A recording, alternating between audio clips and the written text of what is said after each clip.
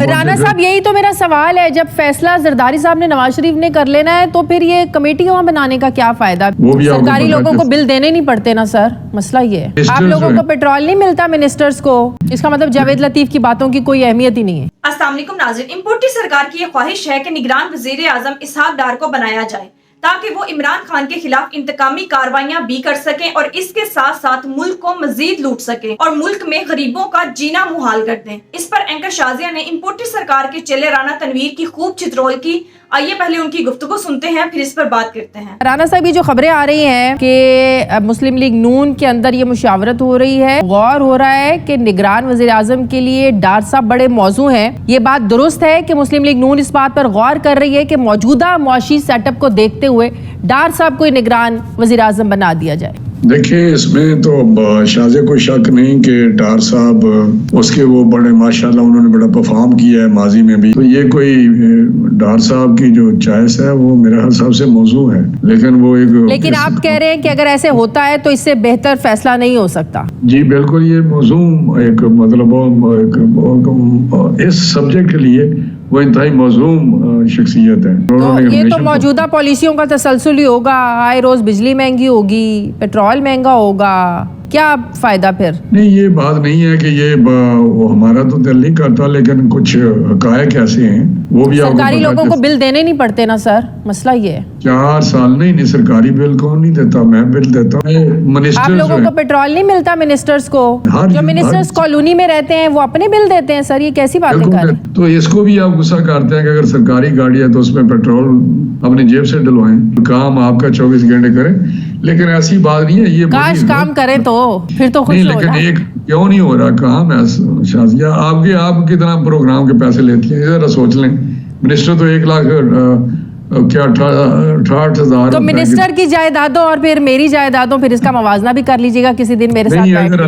اگر اللہ نے مجھے جائیداد دی ہوئی ہے میری تو موازنہ نہ کریں نا. نہیں تو یہ کوئی میری تنخواہ, پھر اللہ نے بھی اگر مجھے میری تنخواہ دی ہوئی ہے تو پھر اللہ پہ چھوڑ دینا, یہ پھر موازنہ کیوں کر رہے ہیں اپنی تنخواہ کا اور میری تنخواہ کا. رانا صاحب مجھے یہ بتائیں کہ ڈار صاحب کو نگران وزیر اعظم بنانا یہ آپ لوگوں کی خواہش تو ہو سکتی ہے, آپ لوگوں کے نزدیک بہترین فیصلہ تو ہو سکتا ہے, تو باقی اتحادیوں کا بھی تو اس میں رضامندی, خواہش, ان کا مطمئن ہونا بھی تو ضروری ہے نا. وہ ڈار صاحب کے نام پر راضی ہوں گے؟ ایم کیو ایم والے ہیں, پاکستان پیپلز پارٹی والے ہیں, مولانا صاحب ہیں, سب لوگ. آپ کی بات درست ہے, میں نے کہا مجھے اس قسم کے کوئی فیصلے کا نہیں پتا, لیکن اگر فیصلہ ہوا تو سب اتحادیوں کو کی مشاورت سے اور ان کو آن بورڈ کیا جائے گا, اور پھر جو پروسیس ہے وہ بھی ایک پروسیس ہے. لیڈر آف اپوزیشن اور پرائم منسٹر جو سیٹنگ ہوتے ہیں وہ مشاورت کرتے ہیں. یہ مشورہ لیڈر آف اپوزیشن اور پرائم منسٹر صاحب نے کرنا ہے, یہ مشورے دبئی لندن میں ہونے ہیں؟ نہیں دیکھیں, ہمارا آپ پہلے سمجھنے کی کوشش کریں, جو ہم الائز ہیں ہمارے اتحادی ہیں,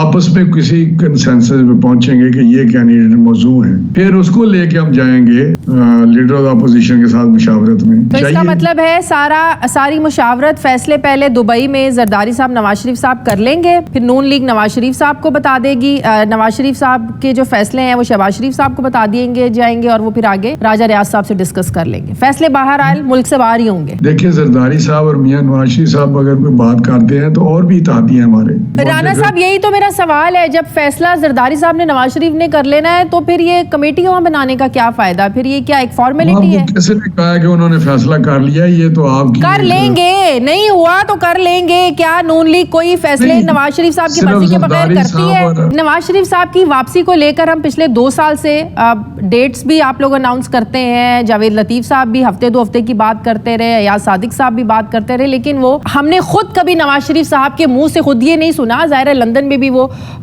صحافیوں سے بات کرتے رہتے ہیں, ان سے ہم نے کبھی نہیں سنا کہ میں واپس کب آؤں گا یا الیکشن سے پہلے آؤں گا بعد میں آؤں گا, کبھی نہیں سنا. تو کیا نواز شریف صاحب کی واپسی ہم یہ سمجھے مشروط ہے 16 ستمبر کے بعد, جب بندیال صاحب موجودہ چیف جسٹس صاحب جو ہے وہ ریٹائرڈ ہو جائیں گے تاکہ اس سے پہلے آئے انہیں عدالتی مزاحمتوں کا سامنا نہ کرنا پڑے؟ کیا یہ ایک سب سے بڑی رکاوٹ ہے نواز شریف صاحب کے فی الحال وطن واپس نہ آنے کی؟ فیصلہ میاں نواز شریف صاحب نے کرنا ہے, وہ کب آتے ہیں؟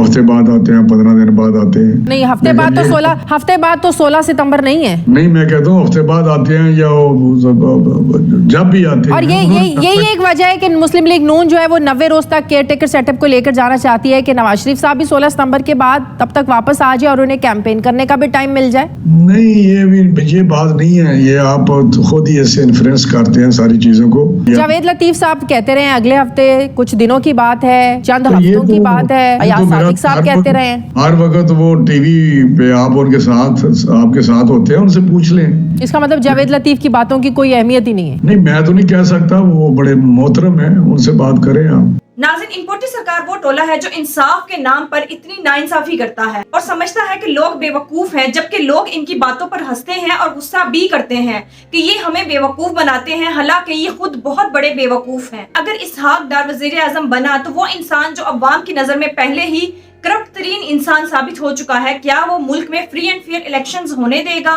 नाज़रीन, इस बारे में आपकी क्या राय है? कमेंट में जरूर बताइएगा। अगली वीडियो में मिलते हैं, तब तक के लिए अल्लाह हाफिज।